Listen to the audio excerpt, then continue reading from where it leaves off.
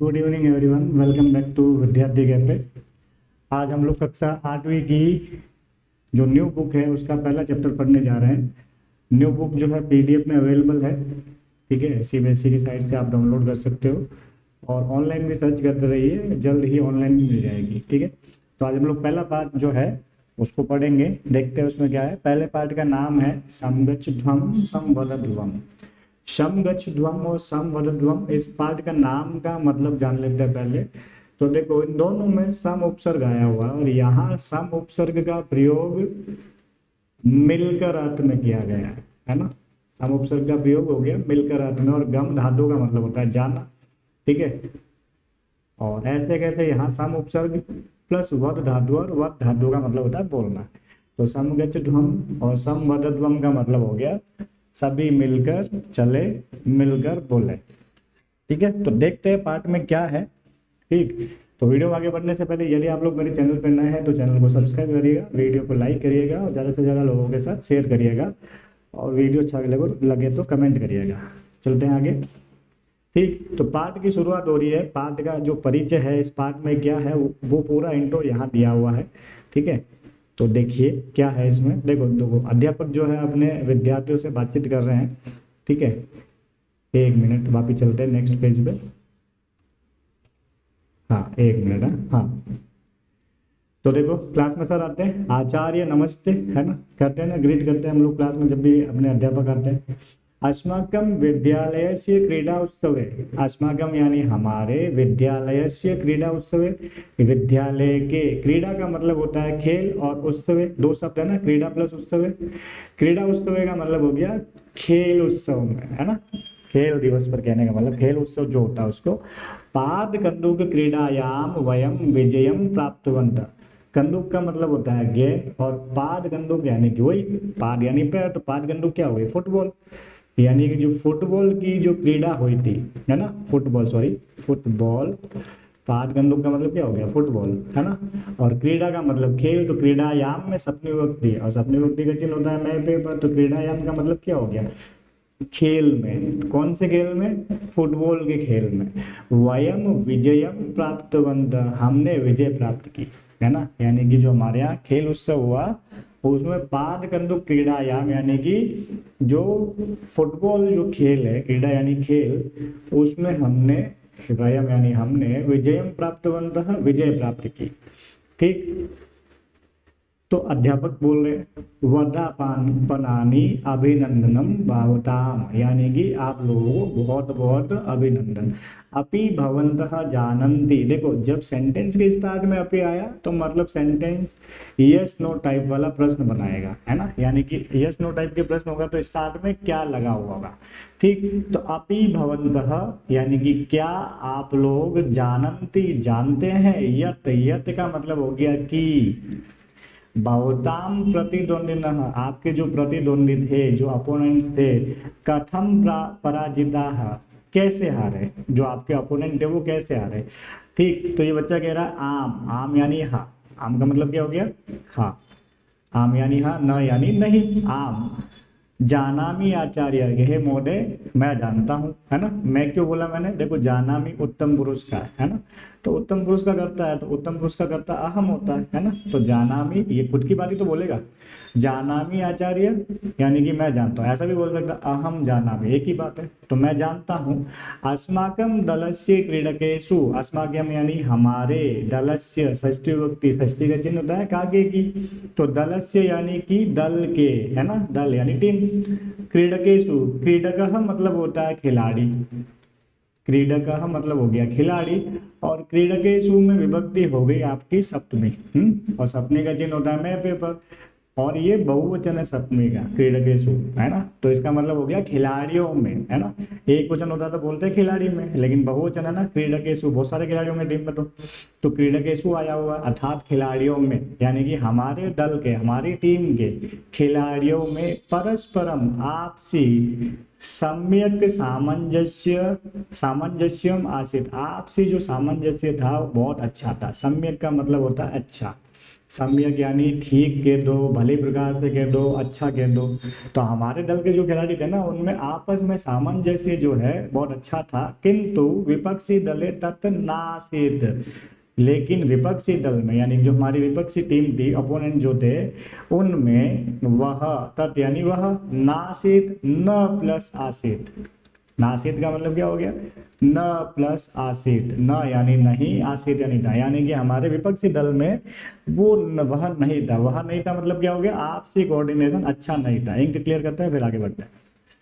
Okay, फिर इनके आचार्य यानी कि जो अध्यापक पूछते हैं इनको, सॉरी ये गर्ल्स एक जो है बच्ची और बोल रही है ना, सत्यम आचार्य, सत्य है आचार्य, तस्य दलस्य क्रीडकेषु परस्परम मनोभेदः द्वेष भावः च आसीत्। यानी कि उस दल के खिलाड़ियों में आपस में मन भेद थे, है ना, एक राय नहीं बना पा रहे थे। द्वेष भाव यानी कि द्वेष की भावना थी उनमें, है ना।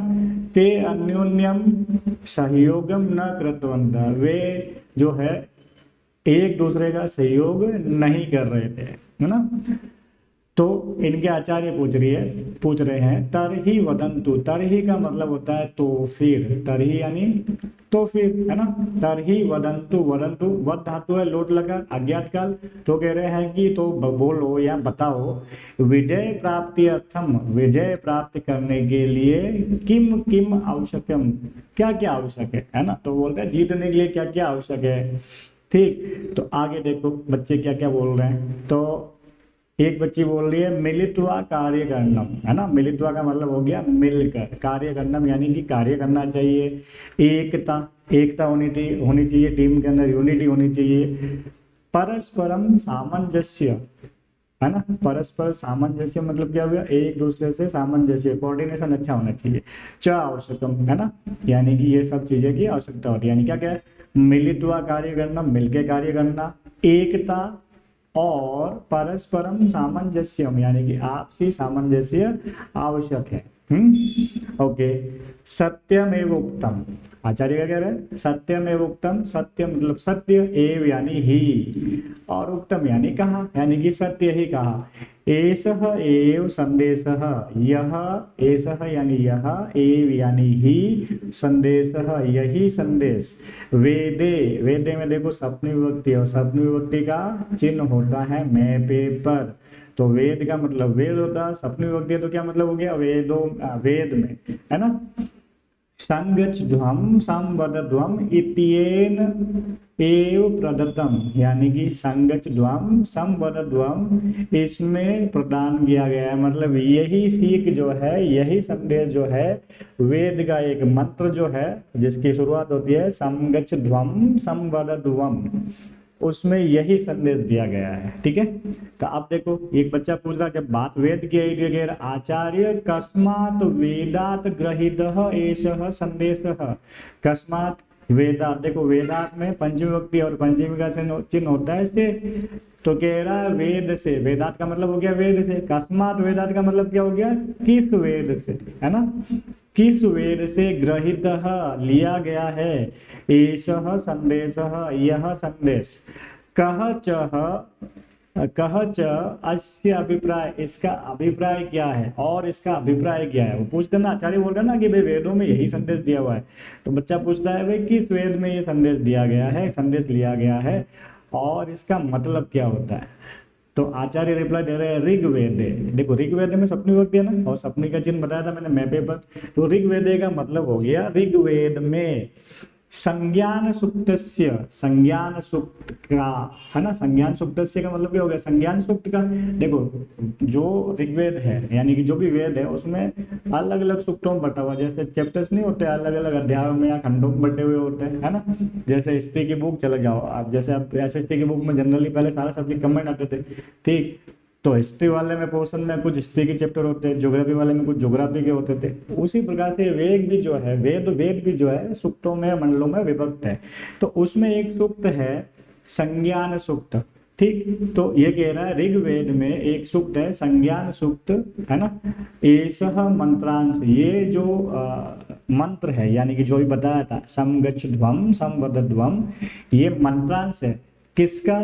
संज्ञान सूक्त का। संज्ञान सूक्त किस में है? ऋग्वेद में, यानी कि ऋग्वेद में जो संज्ञान सूक्त है उसका ये मंत्रांश है। मंत्रांश मतलब ये हो गया कि छोटा सा अंत है, मंत्र का अंश है, मतलब मंत्र तो बड़ा होगा, है ना, इसलिए बोला मंत्रांश है। एक बार ही क्लियर करते हैं, फिर देखते हैं आगे। ओके, एतत् संघटनम सुक्तम इति अपि प्रख्यातम। ये जो सूक्त है इसको संगठन सूक्त भी कहते हैं, है ना।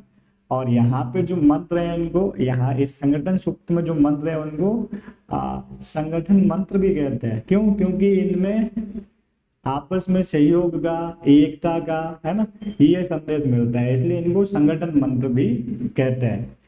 और इस सूक्त को संगठन सूक्त भी कहते हैं, है ना। आगच्छन्तु वयम अस्य सूक्तस्य प्रसिद्धान 3 मंत्रान पठाम। आओ, आगच्छन्तु यानी क्या मतलब हो गया? देखो लोट लगा रहा ना, आगच्छन्तु, लोट लगा मतलब अज्ञात काल।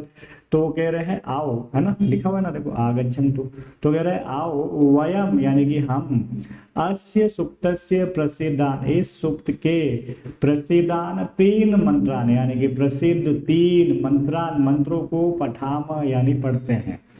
ठीक, तो ये तो हो गया इस पाठ का परिचय। अब आगे हम लोग जो है इस पाठ में ये जो 3 सूत्र मंत्र दिख रहे हैं, इन 3 मंत्रों के बारे में डिटेल में पढ़ेंगे कि भाई इनका मीनिंग क्या होता है। ठीक है, थोड़ा सा इसके बारे में इंट्रोडक्शन दिया हुआ कि प्राचीन भारतीय ज्ञान परंपरायाम या ये यायाम आ जाए तो समझ लेना सपनी विभक्ति, और सपनी है तो उसका चिन्ह होता है मैं पेपर। देखो छोटी छोटी चीजें बताता हूँ ना, आप लोगों को ध्यान रखने, आपके अनुवाद में बहुत हेल्प मिलेगी। तो परंपरा शब्द था और परंपरायाम सपनी विभक्ति बना, तो परंपरा में, है ना। तो प्राचीन भारतीय ज्ञान परंपरायाम यानी कि प्राचीन भारतीय ज्ञान परंपरा में वेद यानी कि जो वेद है, साक्षात ब्रह्ममुखी न श्रुता पवित्रतमा देवी वाक्य, यानी कि वेदों को जो है कहते हैं ना ब्रह्मा के मुख से निकली हुई पवित्र वाणी कहा गया है ना, दैवी वाणी के तो मान्यते यानी माना जाता है। वेदस्य 4 संहिता संति, वेद के जो है 4 संहिताएं हैं, मतलब 4 वेद है, 4 प्रकार है। कौन कौन से हो गए? ऋग्वेद, यजुर्वेद, सामवेद, अथर्ववेद, चेति। कौन कौन से हो गए 4 वेद? एक तो हो गया ऋग्वेद, दूसरा हो गया यजुर्वेद, तीसरा हो गया सामवेद, चौथा हो गया अथर्ववेद। इमे वेदाः, ये जो वेद है ना, अयम इमो इमे बहुवचन, 4 लोग 4 वेद है इसलिए।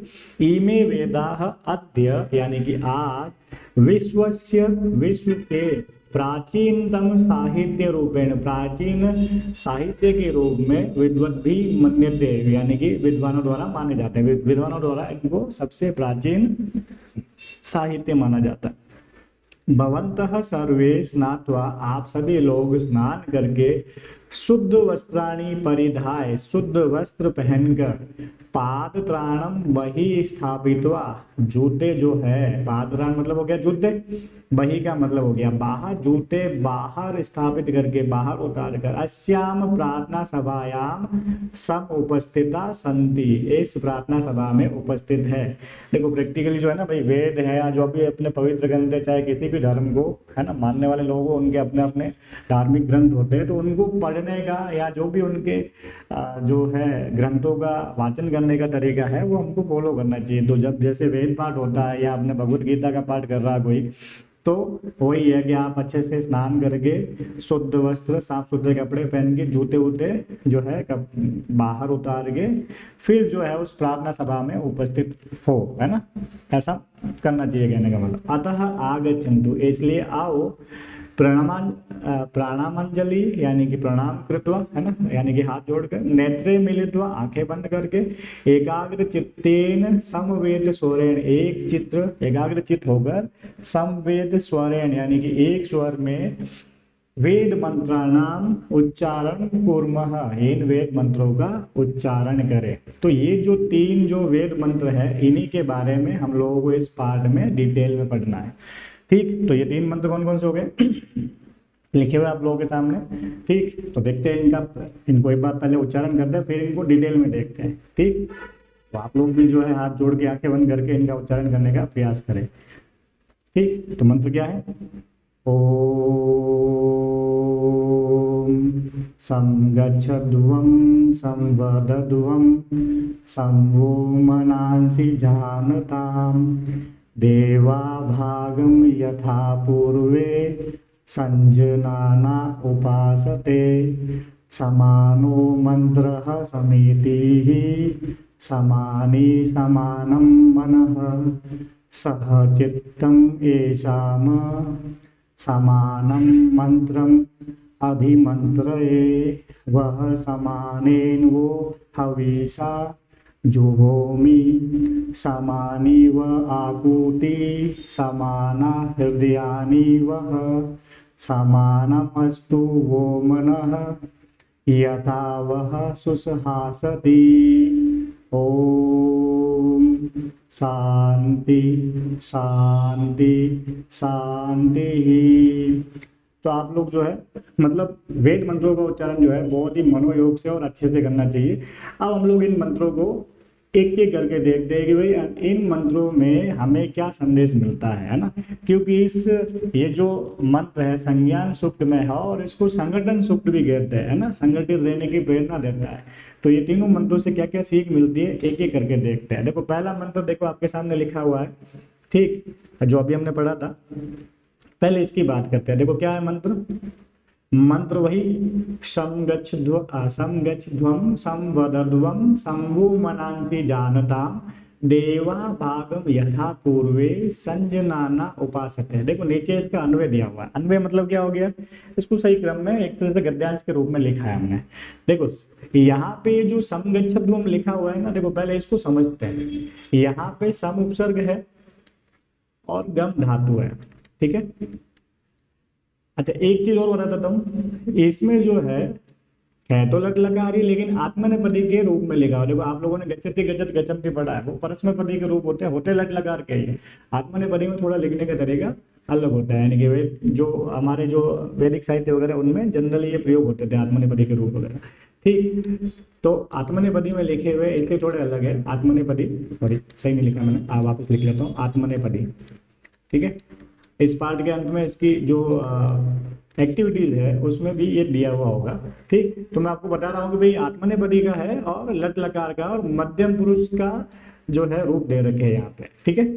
तो इसीलिए यहाँ पे यूयम लिखा, मध्यम पुरुष का बहुवचन है। तो अन्वय में देखो यूयम क्यों लिखा कि भाई ये जो है इसके ऋषि जो है अंगिरस, यानी कि जो जिन्होंने ये मंत्र लिखे वो हमें जो है मनुष्यों को संदेश क्या दे रहे हैं वो इसमें लिखा हुआ है।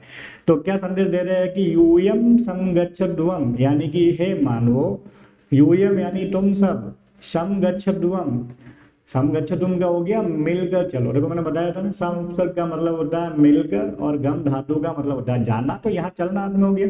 तो समगच्छध्वं का मतलब ये हो गया कि मिलकर चलोगे, हे मानो तुम सब मिलकर चलो। संवदध्वं है ना, वो बताया था मैंने, बोलना आत्मा होता है ना, वद धातु, सम उपसर्ग वद धातु है इसमें, ठीक। तो संवदध्वं का मतलब क्या हो गया कि एक स्वर में बोलो, है ना, मिलकर बोलो कहने का मतलब। देखो समगच्छध्वं का मतलब क्या हो गया, मिलकर चलो। संवदध्वं यानी कि मिलकर बोलो, अर्थात एक स्वर में बोलो, है ना। फिर देखो क्या कह रहा है, वह मनांसी संजानताम, यानी कि जो है तुम्हारे मन जो है एक दूसरे को जानेगी, तुम लोग जो है एक दूसरे के मन के विचार भी जानो, है ना। यथा पूर्वे, यथा यानी जैसे, यथा का मतलब हो गया जैसे, पूर्वे यानी कि पहले, यानी कि प्राचीन काल में, है ना, जैसे प्राचीन काल में या पहले। देवा मतलब हो गया देवतागण, है ना। भागम यानी कि भाग लेकर, संजनाना उपासते यानी कि संगठित होकर उपासना करते थे।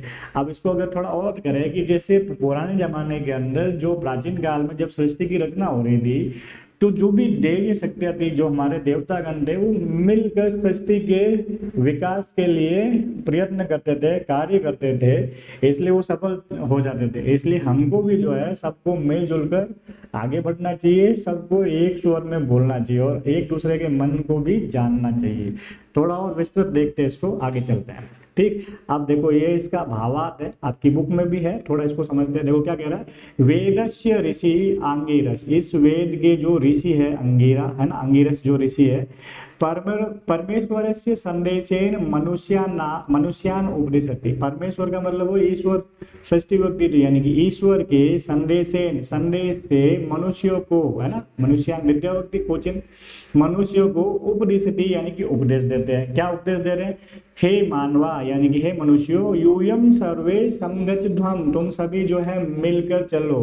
ठीक, कहाँ का मिलजुल कर चलना चाहिए, रहना चाहिए? स्वस्य परिवार, अपने परिवार में, गणे यानी कि जो भी आपके मित्रगण हो, गण यानी कि दल अर्थ में होता है, समूह अर्थ में, तो आपके मित्रगण हो, चाहे बंधुगण हो, चाहे आप किसी टीम में हो, है ना, वहां पे भी आपको मिलजुल कर आगे बढ़ना चाहिए। समाज यानी समाज में, राष्ट्र यानी कि राष्ट्र में, यानी कि देश में, विश्व और विश्व में, मिलित्वा अग्रे गच्छत, मिलकर आगे बढ़ो। समझ गए?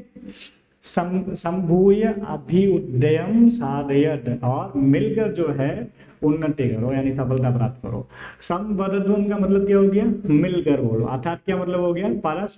परस्परम सम्यक विचार विनयम कुर्वन्तः, यानी कि मिलकर एक स्वर कब बोल पाएंगे? जब आप एक दूसरे से विचार जो है विनिमय करेंगे, एक दूसरे के विचार शेयर करेंगे, आपस में एक दूसरे के मन के विचार जानेंगे। ठीक है, तो परस्पर अच्छी तरह से, यानी कि परस्परम सम्यक यानी कि अच्छी तरह से, विचार विनम यानी कि विचार विमर्श करके, एक स्वरेण वदतः, एक स्वर में बोलो, कहने का मतलब। तो संवदध्वम का मतलब समझ गए कि आपस में विचार विनिमय करके एक स्वर में बोलो। वह यानी कि युष्माकम, यानी कि आप लोग, जो तुम लोग, है ना, मनांस यानी कि मन में, परस्परम मनोभावान, ये देखो संजानताम का मीनिंग हो गया सम्यक जानिता, यानी कि आप जो है एक दूसरे के मन के भाव जो है, मन की बात जो है अच्छी तरह से जाने। सम्यक यानी अच्छा, है ना, अच्छी तरह से कह दो, ठीक भली प्रकार से कह दो, है ना। परस्परम मनोभेद मास्तु, परस्पर मन भेद नहीं होना चाहिए। तो मन भेद कब नहीं होगा? जब आप एक दूसरे के विचार जानेंगे, परस्पर विचार विमर्श करेंगे, है ना। तो परस्पर विचार विमर्श करके सबको एक स्वर में बोलते हुए एक साथ आगे बढ़ना चाहिए। तो आगे चलो कहने का मतलब, है ना। अब देखो आगे वही बात कह रहा है, यथा पूर्वे, जैसे पहले, सृष्टि प्रारंभ काल, यानी कि सृष्टि के प्रारंभ काल में, जब भगवान ने सृष्टि का निर्माण किया, तब ब्राह्मण सृष्टा, यानी कि जो देवा थे, देवा मतलब क्या हो गया?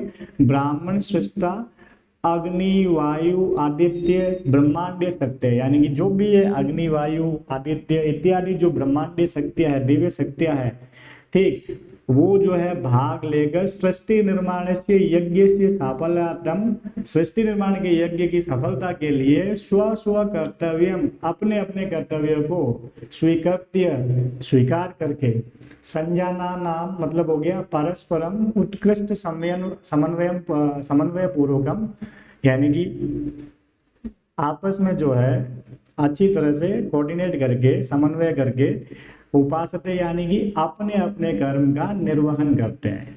ठीक है, स्व कर्मम निर्वहन का मतलब क्या हो गया? अपने अपने कर्म का निर्वहन करते। तथे वैसे ही यूयम मनुष्य भी, तुम मनुष्य भी, स्वस्य कुटुंबस्य, अपने परिवार के, दलस्य यानी कि दल के, लोकस्य च, और संसार के, प्रगति के लिए नित्यम संभूय स्व कर्तव्य से सुचारु निर्वाहम कुरुत, तुम लोग भी जो है अपने अपने कर्तव्य का सुचारू रूप से निर्वाह करो, है ना। एथम यूयम सर्वे वैमनस्य परित्यज्य ऐक्य भावेन जीवत, इस प्रकार से तुम सभी जो है वैमनस्य यानी कि जो शत्रुता के भाव है उसको परित्यज्य त्याग कर, ऐक्य भावेन, एक भाव से यानी कि एकता से, जीवतः जिए, तथा सर्वे अभिष्ट फलानि च प्राप्नुत, और सभी अभिष्ट यानी कि जो भी आप चाहते हो, अभिष्ट यानी कि इच्छित यानी कि जो भी आप चाहते हो वो फल प्राप्त करें। ठीक, चले आगे। अब इसका देखते हैं और हमको क्या देखने को मिलता है। देखो इसका भावा थोड़ा हिंदी में देख ले, हमने डिस्कस कर ही लिया है, उसमें संस्कृत के साथ साथ हिंदी डिस्कस कर लिया, फटाफट देख लो। देखो समगच्छध्वम का मतलब क्या हो गया? मिलकर चलो, है ना। गच्छध्वम में क्या होगा? मतलब चलो, है ना, आत्मनेपदी के रूप है। गच्छध्वम मध्यम पुरुष का बहुवचन, इसका मतलब हो गया चलो, और आगे सम उपसर्ग लगा, इसका मीनिंग मैंने बताया था मिलकर। समझ गए? तो यह केवल शारीरिक एकता नहीं बल्कि मानसिक उद्देश्य की एकता है ना।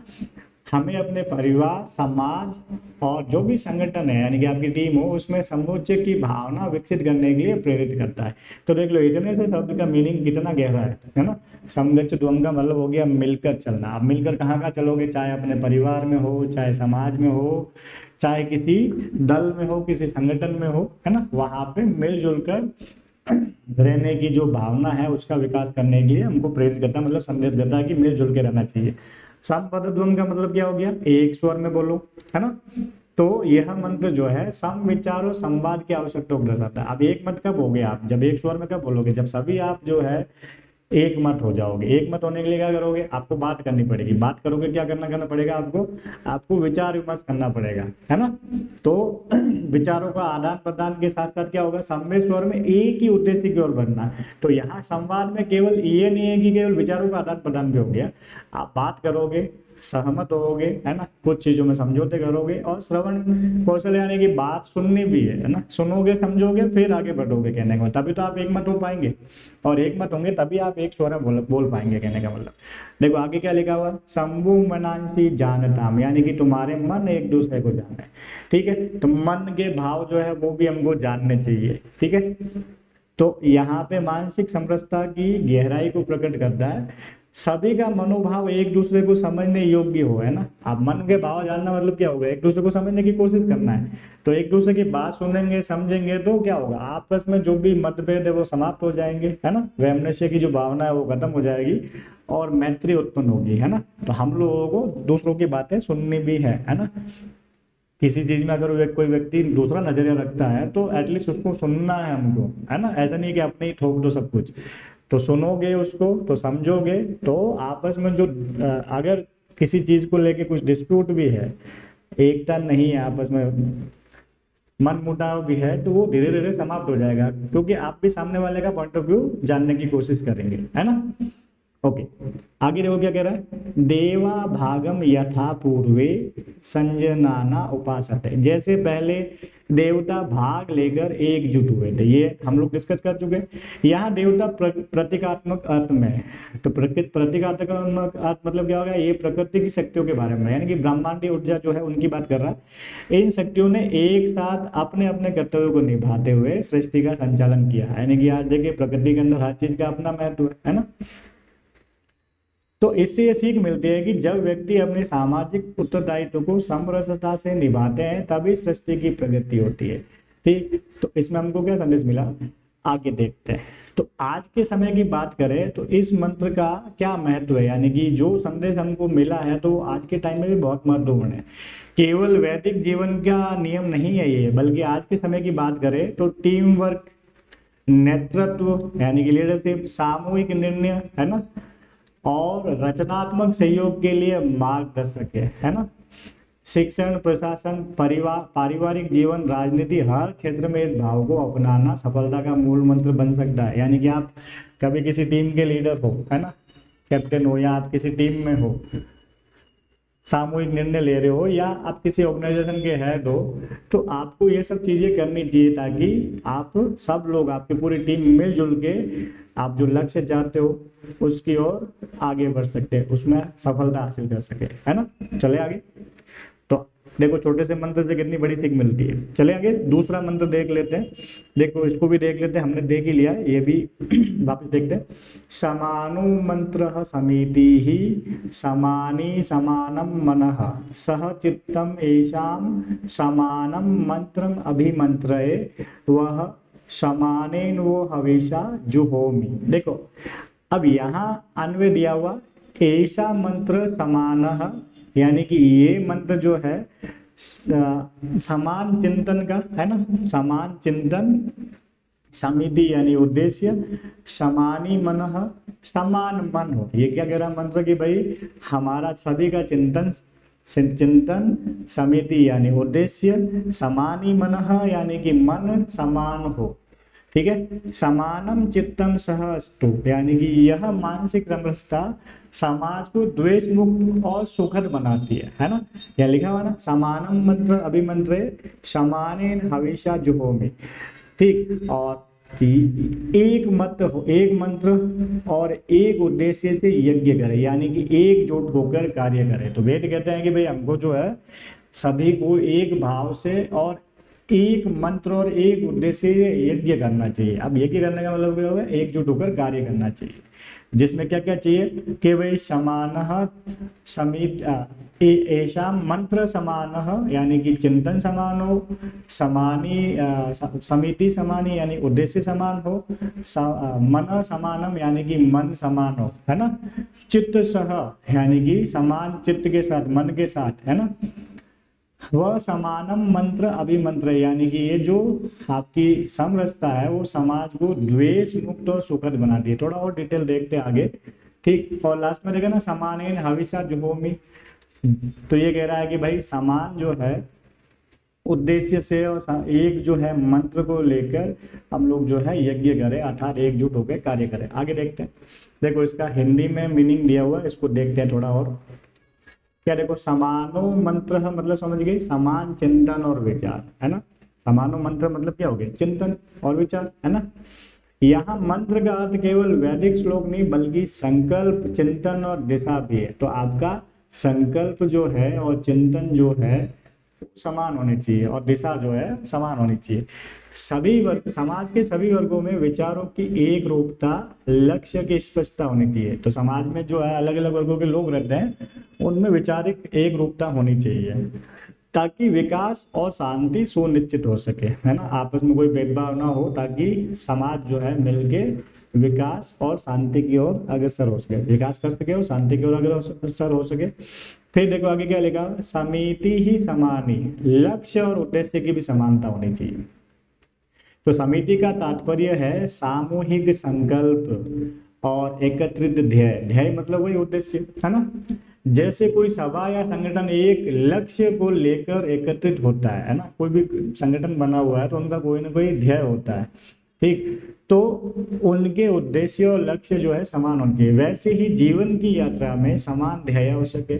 फिर देखो आगे क्या कह रहा था, समानम मनः सह चित्तम येषाम, यानी कि मन, चित्त मतलब वही मन और बुद्धि की बात कर रहा है ना। मन यानी कि मन मतलब वह मन और चित्त मतलब वही विचार करने, निर्णय लेने की क्षमता। तो विचार और निर्णय लेने की क्षमता की बात करें तो बुद्धि की बात कर रहा है, कहने का मतलब। तो बुद्धि का सामरस्यता कह रहा है, उनकी समानता कह रहा है। आगे देखो, मन का मतलब समझ गए होंगे भावना, और चित्त मतलब विचार और निर्णय की शक्ति। भावनात्मक और बुद्धि परक एकता से समुदाय का निर्माण होता है, सच्चे समुदाय का निर्माण होता है। समझ गए। तो यहाँ पे लिख लिया ना, समानम मनः सह चित्तम ऐसा, मतलब क्या हो गया, मन और बुद्धि की समरसता होनी चाहिए, समानता होनी चाहिए। यह अंश हमें सिखाता है कि केवल भावनाओं से नहीं बल्कि ज्ञान और तर्क और समझदारी से एकता निर्मित होती है। तो इमोशनली नहीं सोचना चाहिए, अच्छे से बौद्धिक और तार्किक क्षमता से विचार करना चाहिए किसी भी पक्ष के बारे में, है ना। इमोशनल होके ही डिसीजन नहीं लेने होते। तो अच्छे से विचार करना है, तो बुद्धि का इस्तेमाल भी करना है, विचार करना, निर्णय लेना अच्छे से, ठीक है। फिर देखो लास्ट में क्या है, चौथे नंबर पे, समानम मंत्रम अभिमंत्रये व समानेन वो हविषा जुहोमि, यज्ञ और प्रार्थना में एकता, ठीक है। यज्ञ और प्रार्थना में देखो, हविषा लिखा ना, हविष मतलब वही यज्ञ, है ना। तो यज्ञ और प्रार्थना में एकता, यह पंक्ति दिव्य कर्मों की सामूहिकता को दर्शाती है। अभिमंत्र का मतलब क्या हो गया, मंत्र को संस्कार पूर्वक प्रचारित करना, ठीक है। और हविषा जुहोमी मतलब क्या हो गया, हविष मतलब वही यज्ञ की, और जुहोमी मतलब आहुति देना, यानी कि जीवन में समर्पण और पूजा भाव से कार्य करना, डेडिकेशन से आपको काम करना है, कहने का मतलब। जैसे यज्ञ में हवि डालते हैं तो पूर्ण समर्पण से डालते हैं कि भाई भगवान जो है इस यज्ञ की हविष को स्वीकार करें, यानी कि डेडिकेशन होता है पूरा। तो जीवन में भी आप समर्पण और पूजा भाव से कार्य करें। आगे देखते हैं, तो आज के समय में ये जो श्लोक है, ये जो मंत्र है, वो हमें क्या सिखाता है, वो हम लोग इसमें देखेंगे। एक मिनट,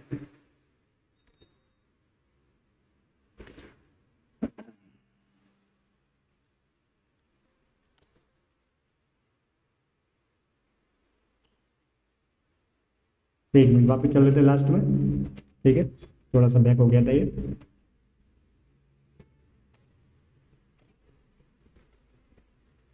ये तो फर्स्ट वाले का। अब लास्ट वाले का भी हम लोग देखते हैं कि आज के समय में ये हमें क्या सिखाता है, ठीक है। ये वाला है, ओके, तो देखो आज के समय में अगर बात करें कि भाई आज के समय में इसका क्या महत्व है, हमें मंत्र क्या सिखाता है, तो एकता होनी चाहिए, विचारों में भी होनी चाहिए, कहने का मतलब ना केवल शब्दों में, है ना। शब्दों में और केवल शब्दों में नहीं, विचारों में भी एकता होनी चाहिए। जीवन का यह कि तब सफल होता है जब सभी मिलकर विचार करें, एक ध्येय रखे और भावना और ज्ञान का सामंजस्य स्थापित करे, अच्छे से सोच विचार के काम करे। तो एक टीम जो होती है अगर उसमें अच्छे से कोऑर्डिनेशन होता है, उनका ध्येय एक होता है, तो वो सफलता हासिल जरूर करते हैं, है ना। तो आज हम लोगों ने जो है चैप्टर 1 के 2 मंत्र देख लिए। अगले जो वीडियो के अंदर हम लोग जो है तीसरा मंत्र देखेंगे और इस पाठ के प्रश्नोत्तर के ऊपर भी चर्चा करेंगे, ठीक है। तो आज के लिए बस इतना ही।